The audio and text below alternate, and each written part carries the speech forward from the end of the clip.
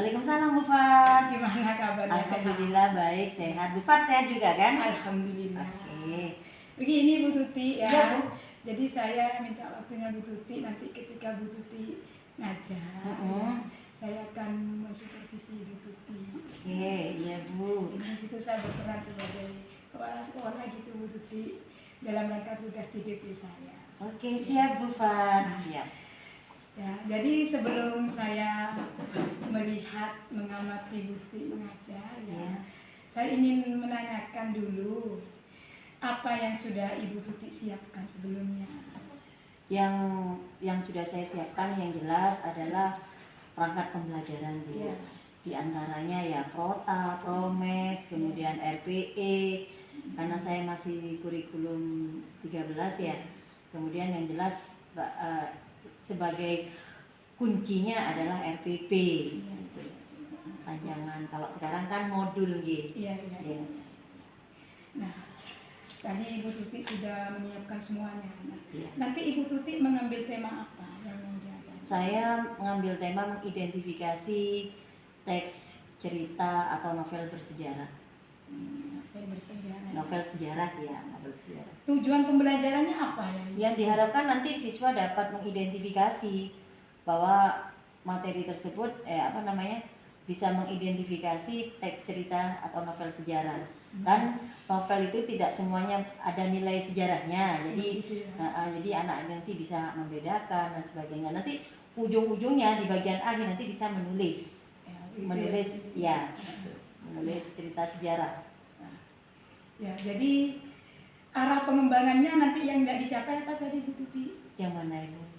Arah pengembangannya setelah menulis novel tentang sejarah, harapannya apa tadi? Harapannya anak bisa.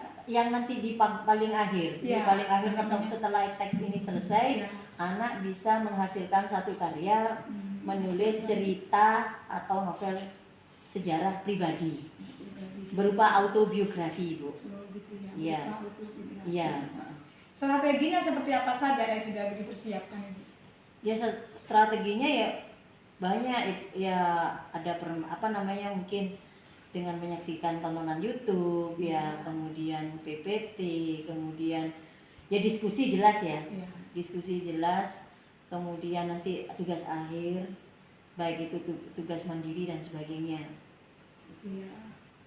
Ya itu nanti ya. Iya. Ya sudah Bu Tuti, nanti saya ingin melihat lebih lanjut ketika Siap, Bu. Bu Tuti mengajar ya. Iya. Siap, Bu. Nanti biar saya lebih jelas lagi Ya. tentang apa yang diungkapkan oleh Bu Tuti. Oke, siap. Ya. Terima kasih. Tapi untuk yang ini, untuk yang nanti kalau Ibu mau melihat, itu hanya mengidentifikasi ya, mengidentifikasi cerita atau novel bersejarah, novel sejarah begitu. Tujuannya anak nanti bisa bagaimana bisa mengidentifikasi gitu loh. Apakah ini novel sejarah atau bukan? Jam berapa nanti Bu Tuti ngajar? Setelah istirahat kedua, jam 12.40 sampai jam 2. Oke. Nanti saya dampingi, saya masuk ya Bu Tuti. Siap, Mohon saya ya. tunggu ya. Ya. Oke, ya. Makasih Bu Tuti. Sama-sama Bu Fat. Assalamualaikum Bu Fat. Waalaikumsalam Bu Tuti.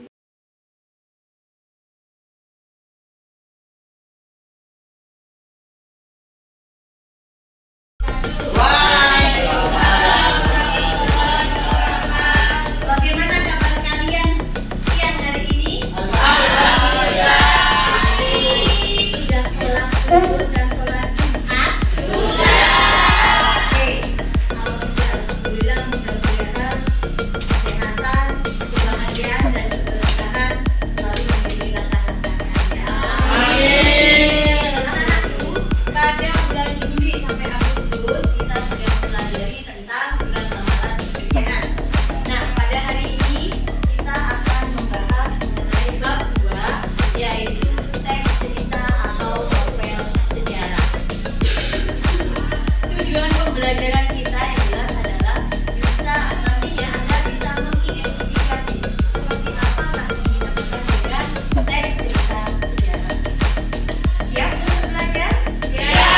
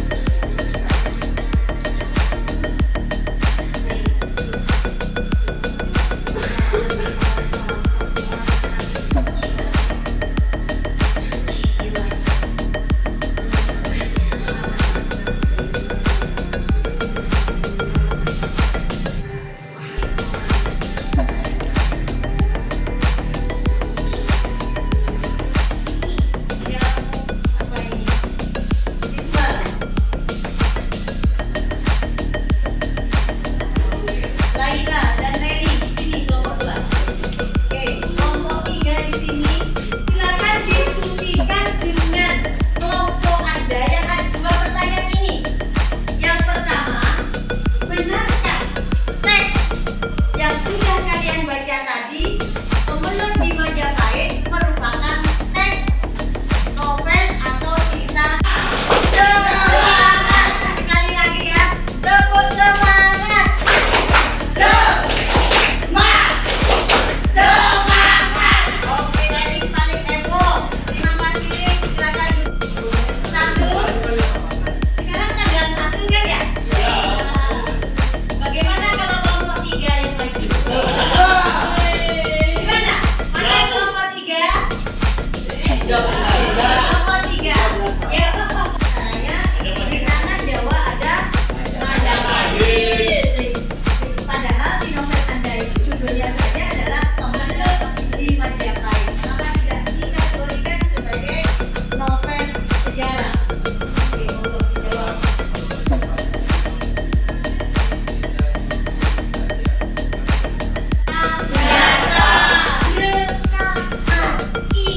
Imajinasi. Assalamualaikum warahmatullahi wabarakatuh.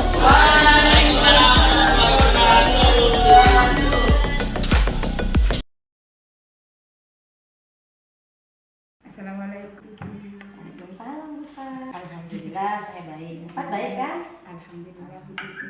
Nah, saya terima kasih banyak ya. Saya sudah diizinkan melakukan observasi ke kelasnya Ibu Tuti. Oh, enggak apa-apa, Bu Fat.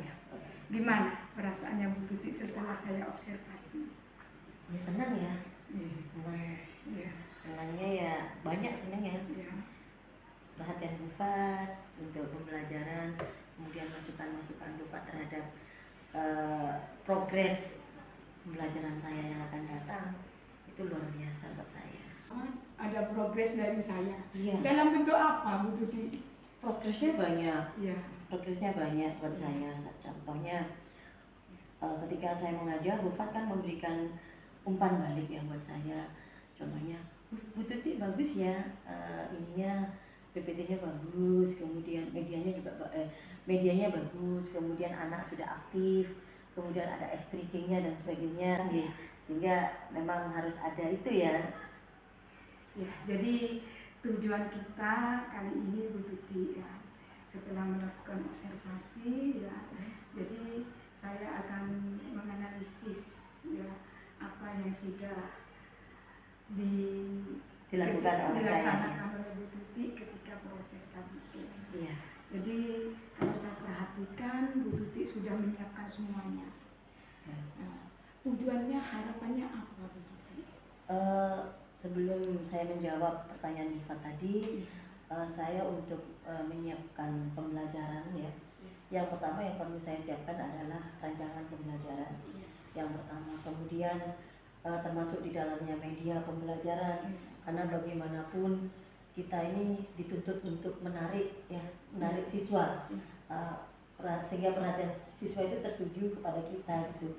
Walaupun pada intinya student center, tapi tetap kita juga harus maksimal ya media pembelajaran, ya metodenya, sehingga tidak membosankan siswa. Hal yang sudah saya lakukan yaitu tadi Bu Fat. Setiap saya mengajar selalu saya minta umpan balik pada siswa. Sampai sejauh mana mereka paham. Satu.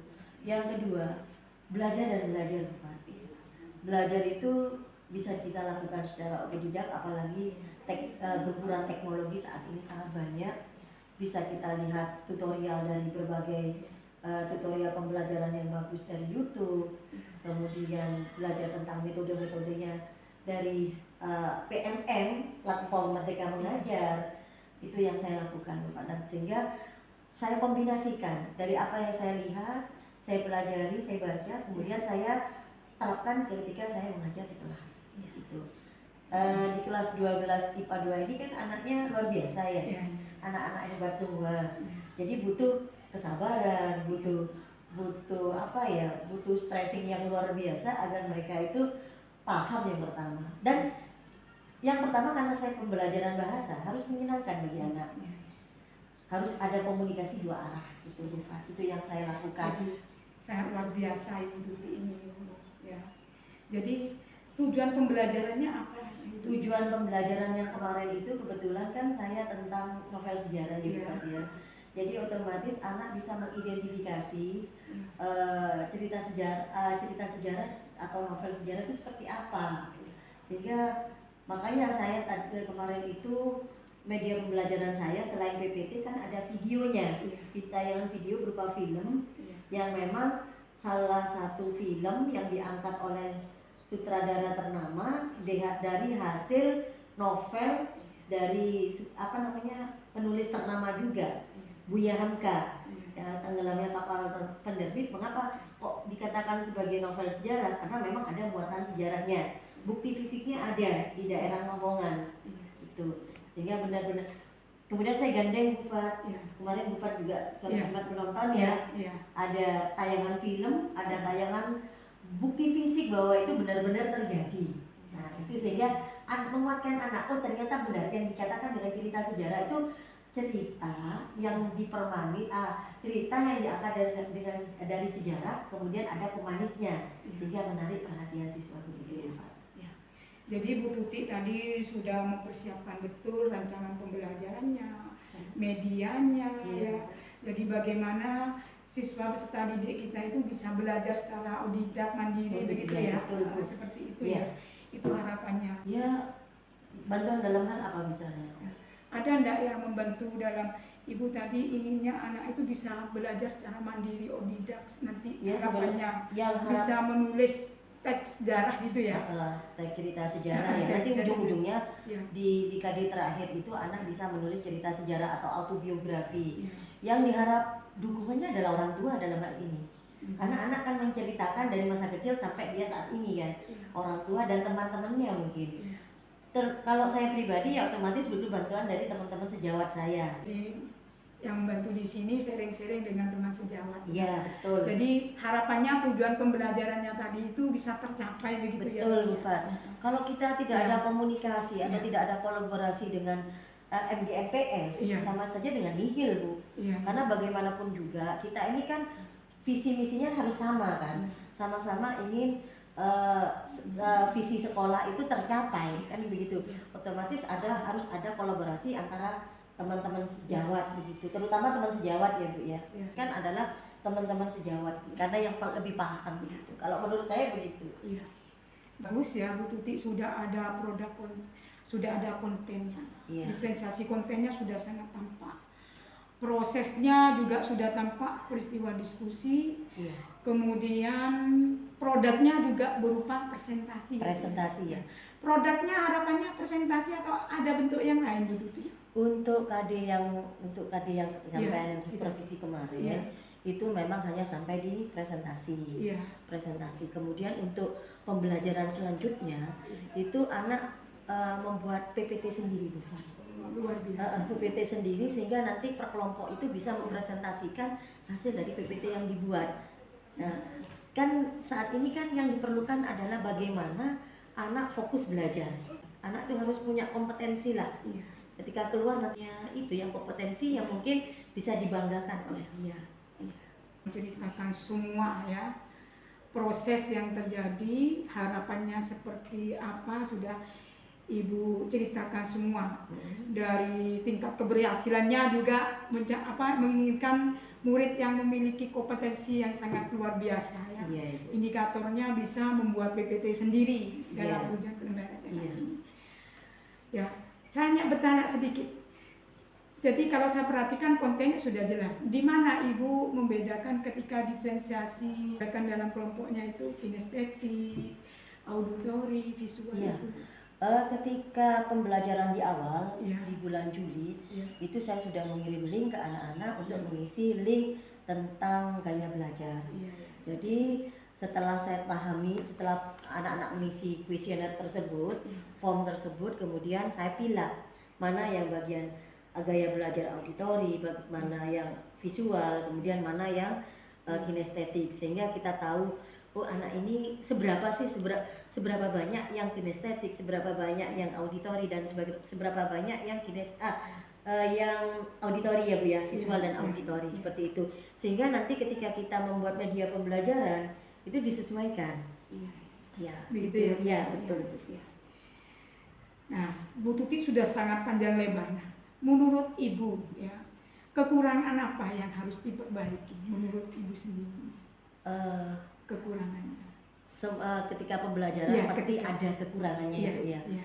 Mungkin karena pembelajaran saya saat itu, yang saat Bu Rufat itu jam siang ya, Iya. jam siang Ibu, Iya. setelah sholat Jumat, Iya. mungkin ada beberapa anak yang tidak fokus terhadap KBM ya, Iya. main HP mungkin. Iya. Tapi ini kan langsung saya cegah waktu itu ya, tolong masukkan, karena memang ada kesepakatan kelas dan Iya. sebagainya, sehingga ketika mereka menggunakan HP harus ada sanksi sedikit ya Bu ya, sanksi sesuai dengan kesepakatan kelas itu. Kan kita ada kesepakatan kelas. Iya. Selain ada kesepakatan kelas, saya juga membuat kesepakatan ketika pembelajaran saya. Iya. Kalau Anda tidak dituntut untuk memegang HP, berarti HP itu di dalam tas. Iya. Jika diperlukan untuk pembelajaran, kita butuh internet, silakan dikeluarkan. Jika melanggar berarti ada sanksi. Tapi sanksinya yang mendidik, yang sesuai dengan pembelajaran. Misalnya sanksi yang sesuai itu adalah mengulang kembali atau mereview kembali materi yang sudah diberikan. Nah, ini juga bermanfaat. Mengapa? Anak kan tahu, anak punya ini pemahaman anak, kita juga bisa melihat pemahaman anak sejauh mana gitu tentang pembelajaran. Kalau fokus ke HP kan juga tidak bagus. Iya. Tidak bagus. Ya. Terima kasih. Saya mengamati saja dari tadi yang dilakukan Bu Fat. Untuk observasinya sudah cukup bagus. Kemudian juga sudah bisa mengawali dari awal, menanyakan apa yang sudah dilakukan, kemudian juga menyampaikan keberhasilan Bu Tuti, kemudian juga menanyakan kekurangannya. Jadi tidak menjustis Bu Tuti kurang begini, bukan, tapi Bu Tuti menyadari sendiri ada kendala kan pasti dalam setiap pembelajaran. Saya kira refleksi dari saya itu, jadi ya Bu Tuti tadi juga sudah memaparkan tindakan kedepannya nanti yang akan dilakukan, berarti kan sudah ada usaha perbaikan ya. Dan yang tidak kalah penting tadi sudah dikatakan bahwa komunitas praktisi ya kan, jangan dibentukkan dalam membentuk sebuah tim pembelajaran yang lebih baik lagi. Bukan berarti sendiri tidak baik ya, tapi kalau dengan komunitas praktisi, bisa saja komunitas praktisi itu satu bidang atau beberapa bidang kan gitu. Jadi saya apresiasi sekali di dalam pembelajaran tidak penting mata pelajarannya apa, tapi cara memberi pembelajaran ke murid yang sesuai dengan filosofi Ki Hajar itu yang akan kita terangkan. Saya kira itu sukses Bu Fat, mudah-mudahan DKP-nya. Terima kasih Sukses juga buat Ibu. Sehat selalu.